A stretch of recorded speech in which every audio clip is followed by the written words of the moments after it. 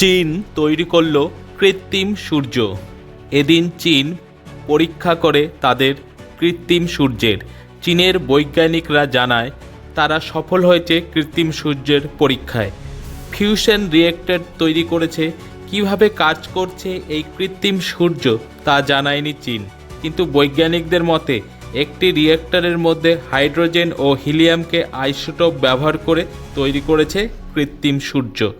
কৃত্রিম সূর্য তৈরি করার ফলে তাদের দেশে যে জীবাশ্ম জ্বালানি ব্যবহার করা হয় তা আর দরকার পড়বে না।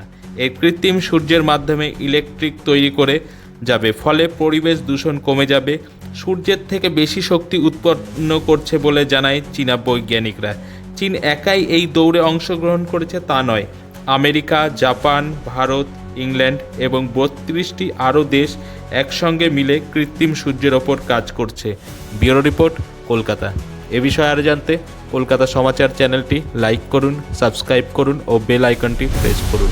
ধন্যবাদ।